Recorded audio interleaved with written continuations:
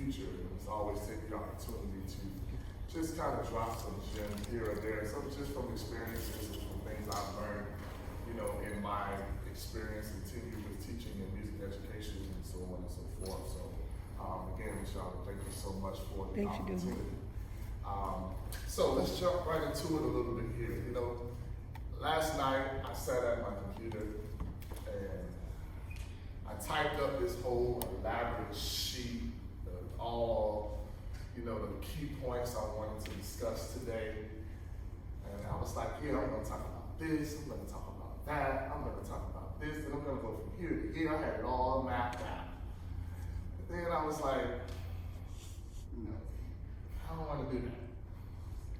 I want this experience to be a little bit more personal for you.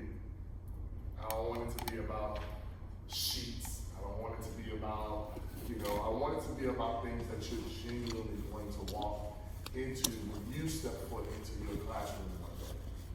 And so I said, I'm just going to flow and talk about some things. So just to give you a little bit of my background experience, I graduated from Florida A&M University. And my first teaching job was probably about a mile from here at Miami Carroll City Senior High School.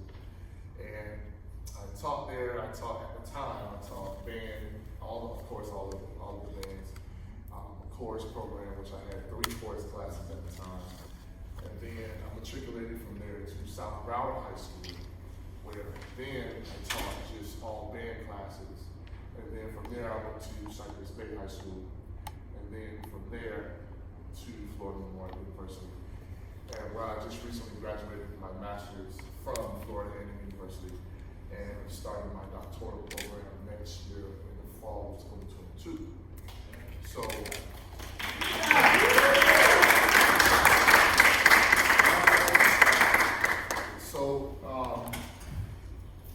having these types of experiences are just, like I said, I think it's really, really important.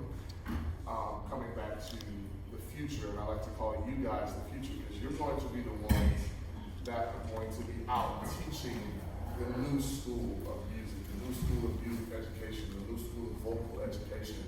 That's where you guys come in. This is where it all begins. Some of the concepts that I have right now, some of the things that I do in the marching band, with the wind ensemble, I still use from my teachings from FAMU, and then from of course, from my high school band director, because it started with my middle school and high school band director. That's where my motivation came from. So some of you aspire to be a middle school band director, elementary, or high school band director. You are going to be the light. You're the first thing that these students are going to see. You're going to be the motivation. Whatever school you come from, they are going to want to be a part of that foundation. My high school band director went to Florida A&M. So it was without a doubt, I was going to Florida A&M. I had offers to Jackson State, I had offers to Cookman, but I didn't even look at it because I knew where I was going. And it was mainly because of the influence of my high school band director. Now, you guys have so much more options. Like, there's so many things out there that you can study from and that you can learn from, depending on your grade point average, depending on if you want to further your studies and graduate studies and take performance and learn all the different pedagogies and as it regards to getting into this music school and that music school. Back then, it was just like YouTube was just coming out. Facebook hadn't been invented yet. And we were just like, okay, all we had was pieces of paper that we mailed to the schools every year, and hopefully we got a response. And then once we got a response, it was like, oh yes, I'm glad I'm going there. And so, but now, your study is different now. You can actually get online, and everything is accessible through the computer now, okay? So it's just different, and your options are just you have way more options now. And so, let's jump right into it, okay? The do's and don'ts of the first year music educator, rather it's instrumental, rather it's vocal, or like I like to call it, passion versus protocol. Because when you start teaching, you have all this fire, this passion. Yes, I'm stepping stepping into my classroom. I'm seeing all these young faces. I'm excited. I'm about to build that marching roar. And then you step in there and you have about 10 students that don't know how to play instruments. And then you step in there and you say, hey, let's play Flow Mo Groove. And they're looking at you like, where you from? Or you step in there and all you have is 20 auxiliary members and no band at all. What do? What's the next step? How do you even grow from that? So the first question we want to ask ourselves is, and write this down, the first question is, where do I want to teach? Demographics is a huge thing now. Inclusion, we're hearing so much about inclusion now more than ever in music education, not just music education, but just education in general. Inclusion, school demographics, race, Black Lives Matter. We're hearing so much of this now that it's just beyond crazy. So the first question is, where do you want to teach? Do you want to teach in the hood? Or do you want to teach in a more rural area? Do you want to teach in the middle? Do you want to teach in Texas? Do you want to teach in Kentucky? Where do you want to teach? What type of students do you see yourself standing in front of? And again, when I was growing up, I was coming into the game, I didn't think about it. I was like, whatever job becomes available, I'm going to take it. I need money. I got to pay this car note. And then second of all is, don't get into education for the money. Ooh, Lord. All right? This is not a money field. So if you're in it for the money, let me tell you right now, go ahead and change your major. Just go the other way. You know, we do what we do because we have a passion for it, because we love it. And we love to change lives. We love to see lights go off. And we love to teach. We love to build. We love to be around the music community. That's why we do it. Trust me, it has absolutely nothing to do with the money. Okay? So, you decide that you want to teach in, let's just say, an inner city school. Okay? All right? Because our inner city schools need us more than ever now.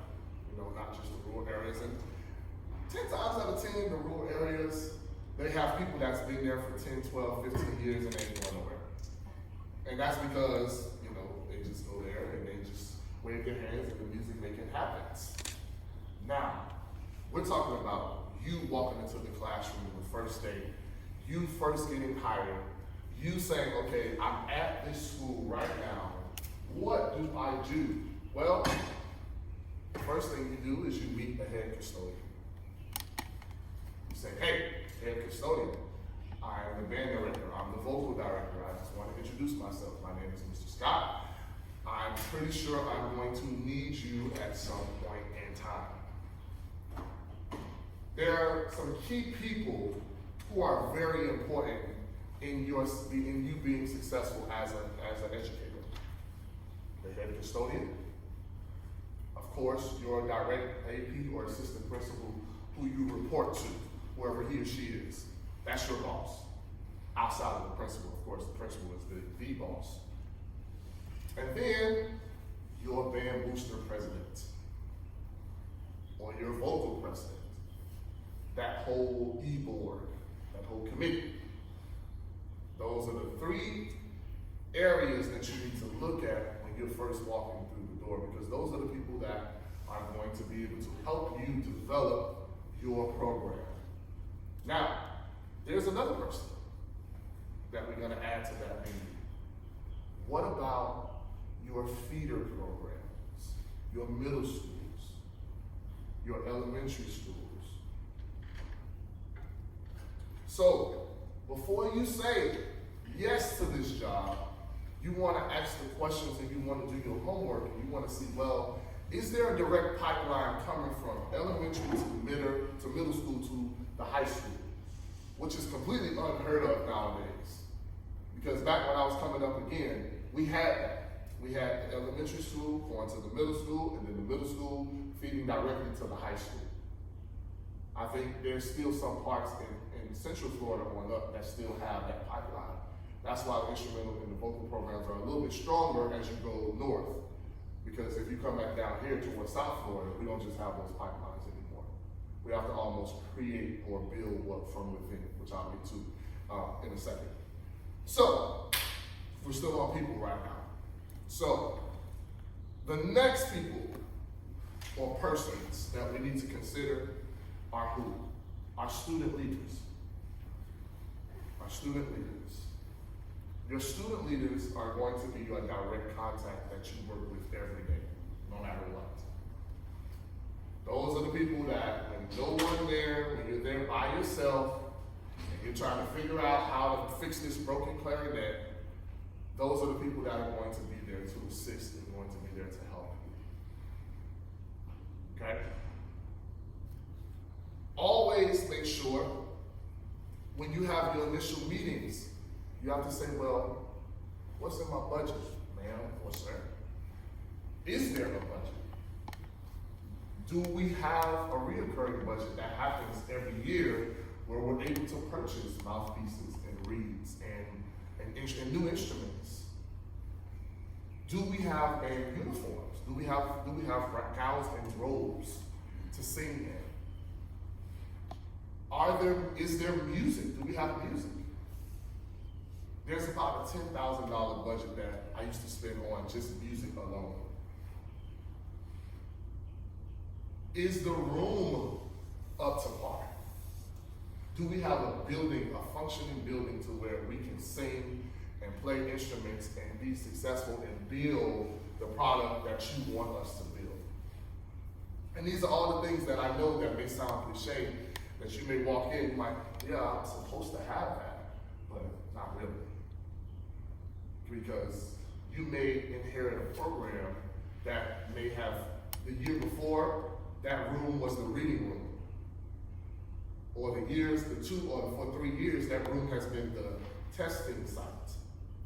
So now you walk into what is supposed to be your chorus or band room, and it has nothing but desks in there. The music is somewhere with cobwebs on it in a cabinet, under something like this one. And you're trying to figure out where everything is. Which brings me to my next point. How do we figure out what everything is? What is that called? Our inventory. Our inventory. When you walk through the door, before you do anything, before you say, hey, let's have a rehearsal, before you say, hey, let me meet with the section leaders, you need to pull everything out of the back closets. And you need to lay it all on the floor. And you need to go through the inventory one by one. And you need to make sure that everything that's on your list, because that's, I can assure you, your boss is going to say, here's your inventory list. And whatever's missing off of that inventory, he or she is responsible for. And the music and the vocal program have the largest inventory in the school. All right, mainly instrumental music. All right, vocal probably has a lot of technology stuff that they use, that you have in regards to, of course, the pianos, keyboards, and things of that nature. But definitely with instrumental music, you are the budget for the school.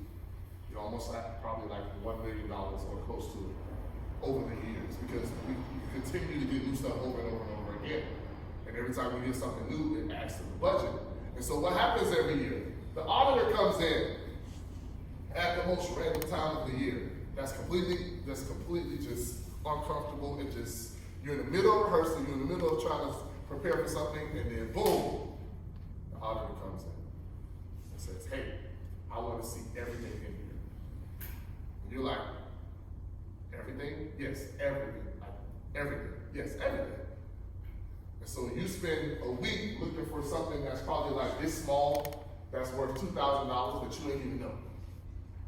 So you pull it out, and you're like, oh, that serial number does match.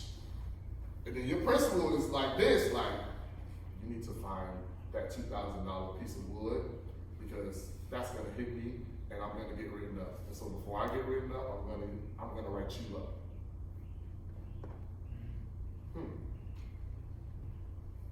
So inventory, huge piece, huge piece. Those of you that were helping me a little bit with inventory the other day, you saw Mariah and a couple other you, you saw how I was doing it to make sure that everything was in a pile together. And that stuff, because you're gonna be running around a lot. So you gotta kind of photograph, memory type where things are, and then so that way you know, okay, everything is in this one spot. All of the music is in this one spot. All of the mouthpieces and reeds are in this one spot. So that way when you get it, you're more organized as the director. Okay? Organized. See how my points are kind of flowing into each other? Organized. Now, this is probably the biggest thing. And I can tell you, I almost got fired my first year of being a band director because I wasn't organized. And the only reason I didn't get fired was because when my principal at the time sent my name to the district, I had did so much that year that they sent my name back to him and said, yeah, we love this guy. You can't fire him. And I'm not even exaggerating. I was just like, okay. And I found that out later from Mr. Hughes. Because Mr. Hughes at the time was one of my administrators. He was like, you know who's about to fire you? I was like, wow, for what? So I know what not to do. So I learned because I was big-headed. You know, I came in, I was like, I started with this whole 15-piece program, and now by the end of the year, we were at about 150.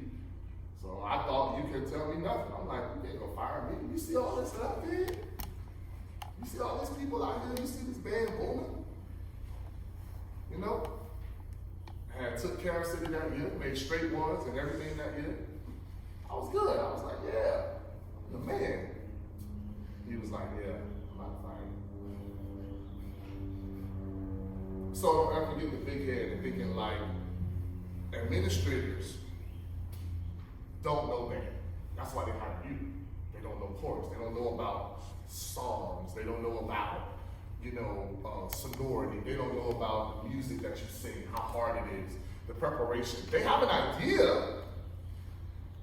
Your AP, he or she, if you get a retired or someone who used to be a band director as an AP or a principal, you're in luck. But 10 times out of 10, that's why they hire you. That's what you're there for. And the sad reality of it is, they would rather say, hey, Josh, see that band stuff over there? See that vocal stuff? You do that. That's what you're here for. Let me know how it works out. And if you need something, call me. But they're not going to be in your band room like, yeah, that crescendo right there, you see that pitch? Yeah, if you sing that like this, not at all. Not at all. Administrators are all about policies and procedures and accountability. Let me say that one more time. Administrators are all about policies, procedures, and accountability. That's all they're interested in. All the creativity, all of the artistry, that's you. That's what I pay you for. And so it's so important that you take the time to organize the day. From your grade book, when you first walk into the class, or when your students first walk into the classroom, how are you doing your attendance? When your students first walk into the rehearsal, what are you preparing for them that's going to build them? Are you more interested in being an educator? Because some people are great educators, but they're not really good band directors, or vice versa. Some people are great educators, but they're not really good vocal teachers. But they're very, very organized. But then their chorus or their band can't really sing, and their band doesn't really sound good. But are they organized? Well, yeah, they're very organized. So how do we bring both of them together? How do we incorporate both of them? It's gonna take you a long time to put everybody's name inside of that drill software. It's gonna take you a long time to put everybody's name inside of Charms, which is what we use now. It's gonna take you a long time to put everybody's name in there. However, it's gonna take you 2 minutes to send out a text message to your entire group to say band practice has been moved from the field to the auditorium. Whereas you already started your rehearsal, and then now you have to tell them we're moving. Now you don't waste the 15 minutes of rehearsal. It's called being organized. Is it gonna take you a long time to get that piece of music and scan every part of it and put it in that format so that you can email it to everybody? Absolutely. But will it save you 30 minutes in rehearsal? Absolutely. So now this is just about how efficient are you going to be with building your programs.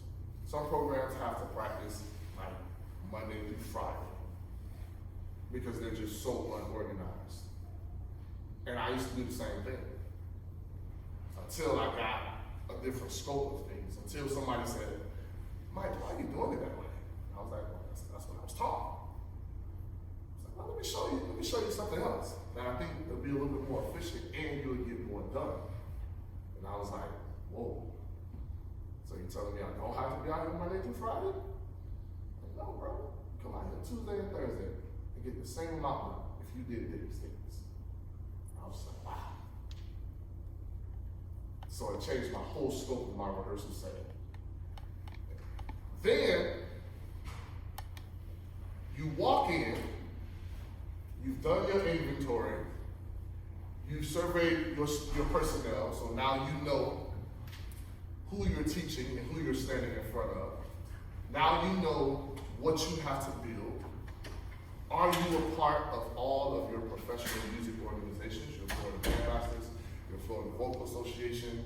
Are you a part of those organizations now? Your NAFI program, which we're starting here soon.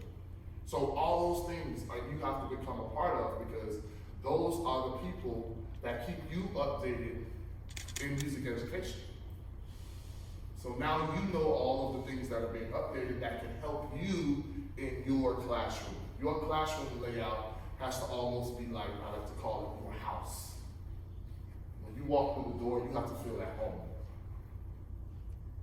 It has to be almost like, okay, I know that when I walk through the door, I know that my office is over here to my left. I know that all the percussion instruments are right here. I know that the lockers are on this wall. I know that my students will be seated right here in this manner. Everything is detailed because if you leave anything to the imagination of the student, then they will imagine. Trust me, you don't want them to imagine. You want to give them that imagination so that they understand, because they don't know. They don't know what they're doing yet, because you haven't shown them. They only know what you show them. They're only going to be responsible for what you teach them. And then you have to ask yourself, what type of program do I want to have? What type of program do I want to have? Do I want a core style program? Do I want a HBCU style program? Do I want to teach music theory? Do I want to teach piano? Do I want to teach gospel music in my choir? Or do I want a concert choir where I only teach concert literature? There's a difference. Do I want, what do you want? What do you want? And what do you want that curriculum to look like? Some like to incorporate both. Some like to say, hey, we're going to do a little bit of everything. So you have to ask yourself and you have to study that. And then the best way to do that is to reach out to the directors who are doing it. and you go see what they're doing. And you go learn how, because you can learn from any program, and I always tell people, I used to go to everybody there just to see what they're doing. I used to just tell my kids, hey, today we're not gonna rehearse. I'm gonna go to such and such school and just sit there and just watch. And that's how I learned. That's how I grabbed those nuggets. That's how I was like, okay, you know what? I could do this better, or I could do that better. And then some approaches to the music kind of related to it. So if we were doing a piece and somebody else was doing a piece, now I knew how to approach it.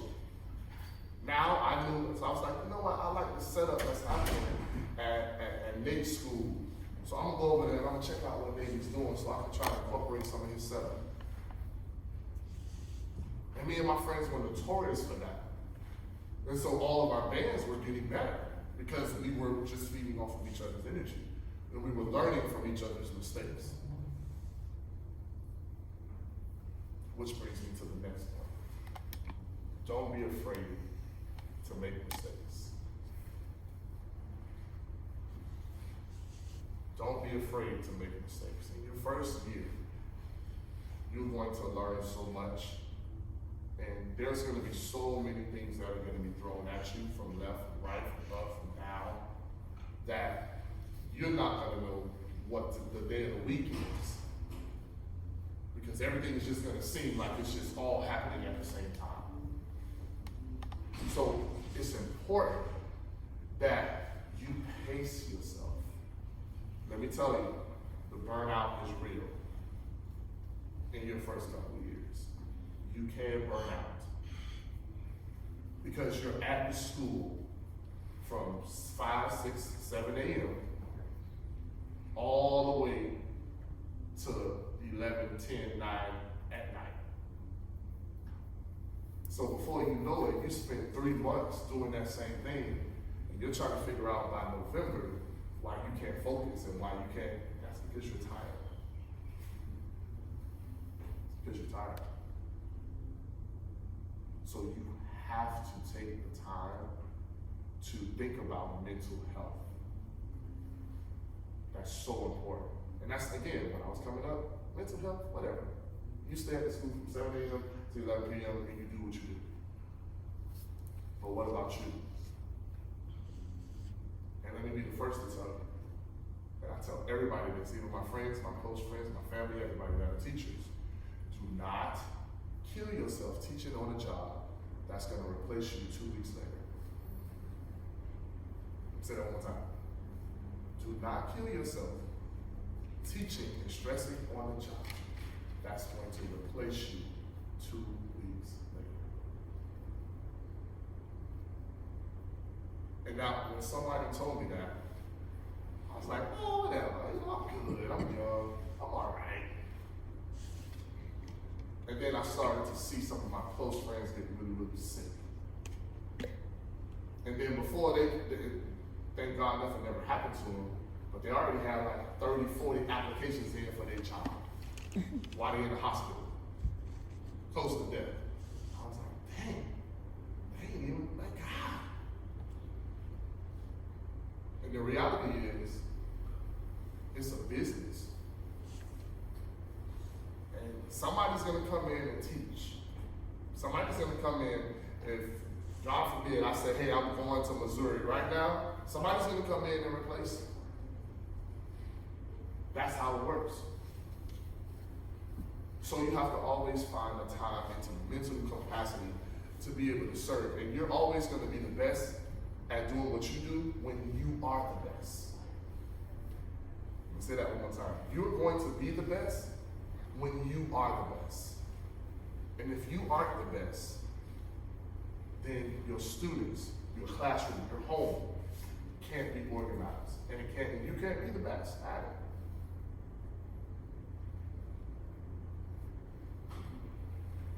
What do you want your chorus to sound like? How do you want them to sing? What education do you want them to have? As you start to study different schools that they may want to attend, you start to kind of pull the curriculum and you kind of pull from it So in that way, you kind of become a direct feeder to those said schools. And then you kind of base your curriculum around the schools that they're going to attend, so that when they get to those schools and they get to those colleges and those universities, they're some of the premier students. So a little trick of the trade is I used to take some curriculums from FAMU, from Cookman, from UCF, USF, University of Miami, Florida State, and I used to look at them and I used to say, okay, well, this is what they're teaching in their first year, so this is what I need my students to know coming into what? Their first year. Because the other part is, when your students leave you, you want them to be able to achieve while they're in college. You don't want them to go to college and feel like they've completely left everything and they didn't learn anything while they were with you. You want them to be able to be successful, so you want to set them up for that future. And so all of that kind of comes into play. How do you get your administrators and, oh, I forgot one other key person, your head counselor for scheduling, which is what I was just about to say. How do you get your administrators and your key persons to understand the importance of those students being in your classroom? So when I first started teaching, I had like 5 band classes and 2 classes that were just random, that they just threw people in there. And then by the time, which is the last school I left, I had 8 full band classes where I was teaching music and band all day. So how do you get your counselor to understand the importance of having, like, before they put anybody in your band class, they call you and say, Mr. Lee, I got a student that said they play trumpet. They said they want to join your wind ensemble class. Is that okay? And Mr. Lee is like, well, I don't know who that is. I need to audition them. I need to make sure that they're eligible to be in that class. They may not be at that level. They may need to go in the intermediate class first. Again, your head counselor, your direct AP, they're not gonna have that. Because what are they thinking? Numbers. So they're like, hey, as long as we got 60 kids in that class, we looking good. Whereas you're thinking, hey, this is my top wind ensemble class, and this kid right here is supposed to be in my beginner band class.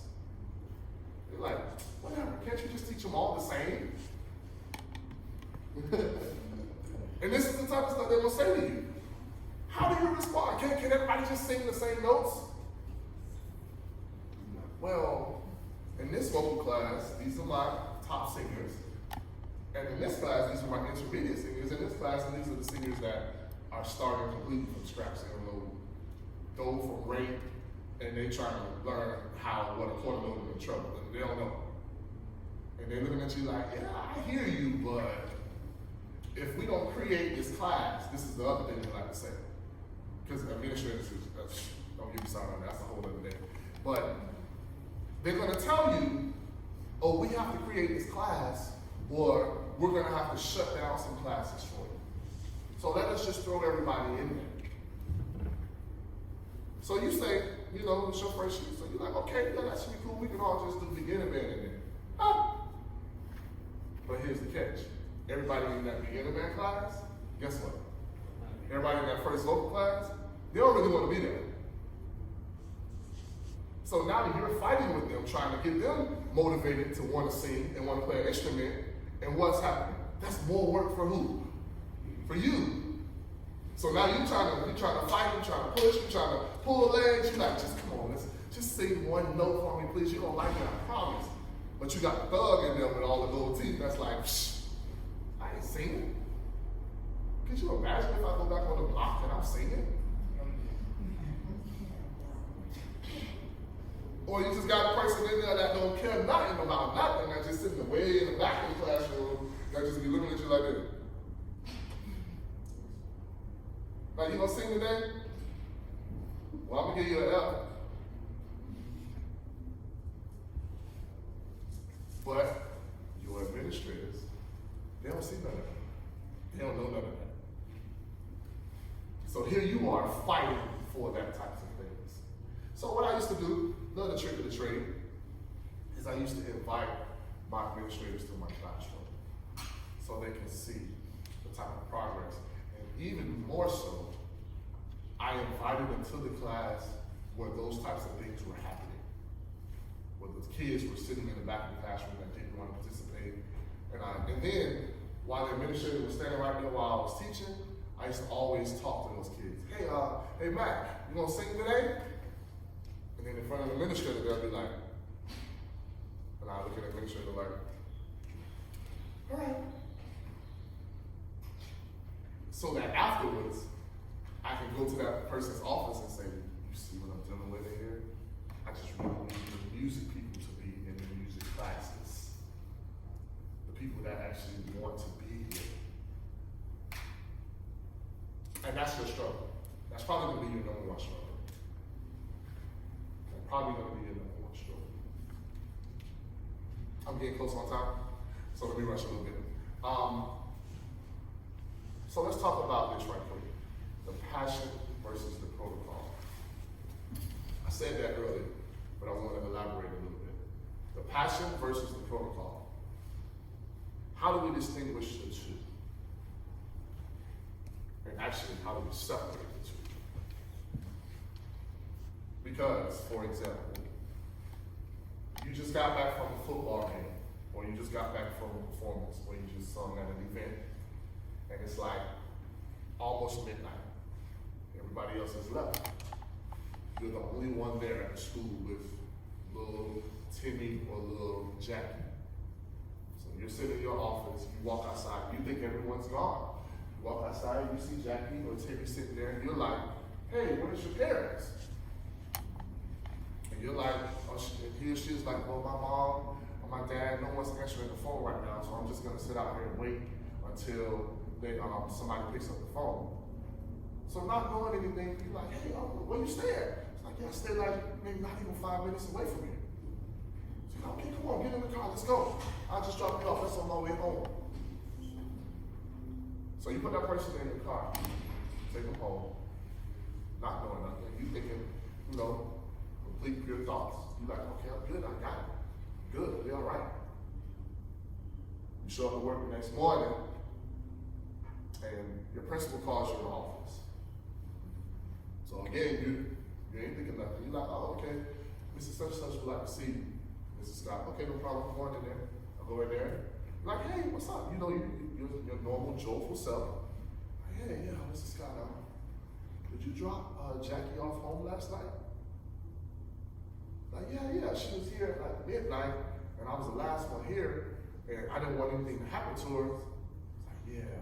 Her mom emailed the district and said that a teacher put her in the car with her last night and touched her inappropriately. You like, whoa, that ain't happening. Yeah, but now we got the school police here. Now we got to escort you off campus until we're able to clear this case up for you and find out what really happened.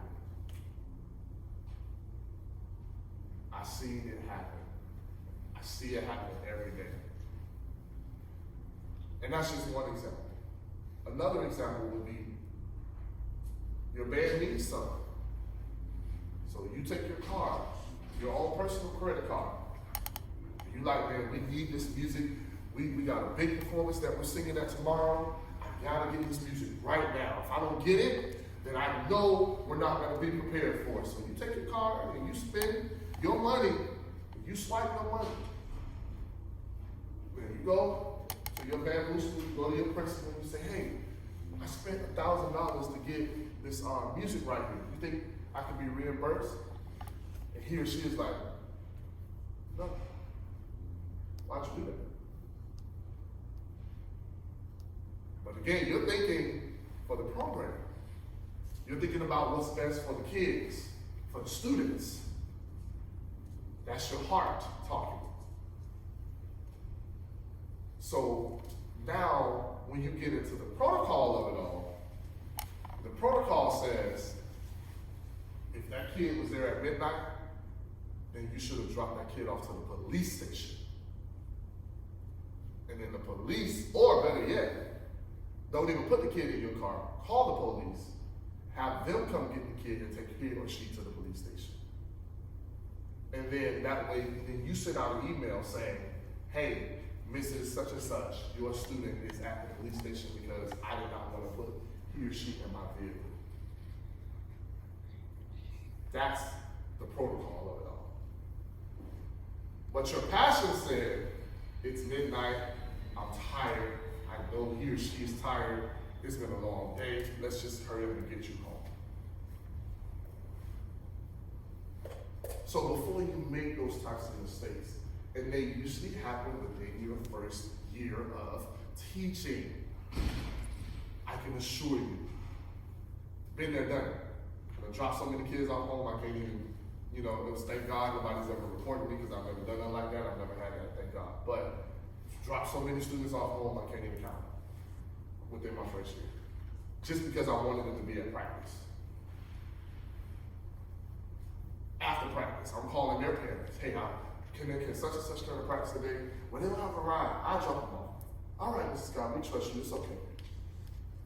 So many times, just because I wanted that kid to be a part of what we were doing, I realized the importance of that kid being there. So those are the sacrifices I was willing to make. Until I got to South Broward, I dropped the kid off home, and the mom called the principal on me. I said, straight up, I don't want Mrs. Scott taking my kid home. Like I was a bad person or something. I actually felt offended about it. I don't want Mrs. Scott taking my kid home. But that's their prerogative. That's their kid. That's their joy. So you have to keep it, and you have to always be thinking that it's business and it's protocol. Because your administrator can't defend that. If that sends to your district, if that goes to your superintendent, they can't defend that.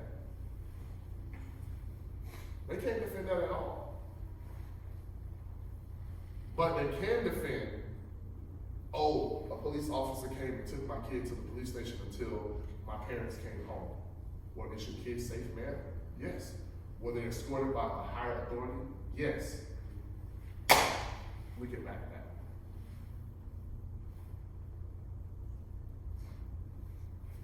%20 of the educators that lose their jobs when they first start teaching is because they steal money or they have some type of relationship with the students. That's 20%. The other 80%, actually it's about 70%, is due to teacher certification.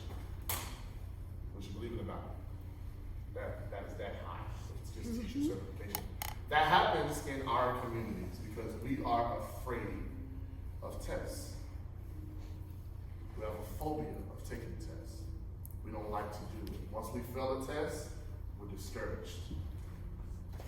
We don't like to do it. So we go to take our certification test because we know that we need our certification test in order to teach. Once we fail that test, now we're hurt, we're broken, we're damaged. Because we realize that we gotta go back and we gotta do it again. Yep. And so you would get people that'll say, hey, don't worry about it, Mrs. Scott, just get back on the horse, jump on, and just do it again. You'll get it. You'll get it. And that's true, you have to. You have to get it. But we have to also teach ourselves how to approach test taking. It's not about just taking the test. A lot of us, some of us, are just great test takers. You go in there, you take the test, you pass on the first try without even studying. Because that's just how you are. It's just how you're wired. You're wired different. Most of us are though. Most of us need test taking skills so that when we see certain things in the question, we know what to look for in the answer. Those things, let me tell you, are awful. We have that right here at the university. So it's so important that you handle that before you get into the classroom. So that way, when you get into the classroom, and you teach on a 3-year temporary certificate? Absolutely, you can. Absolutely can, without passing any test yet. However, those 3 years that you're thinking, oh, I got 3 years to do it, I'm good. You know how fast that goes by? Before you know it, you're in your 3rd year, and you're receiving all of these emails about your probationary period about to be over. You've built this dynamic program, you've built this dynamic course, and now everybody loves you. And now you have to lose your job because of tests. Not only in the Black communities, but that's what they will tell you. They're going to tell you that this is only happening in the Black communities. It happens a lot with us, but it's not only in the Black communities. Okay, we're nearing the end of the time, and you're going to be here next week. That is probably, you said a bunch of amazing things here today, and I thank you for that. Very, very important. But the certification, that test, is probably the most important thing that everybody in this room needs to hear. Because even the people that say, I'm not going to teach, most of them wind up teaching. Right. And you have the probationary period where you can get a temporary license, yes. Right? But you really need to be able to pass that test. Not just the general test, the area-specific test.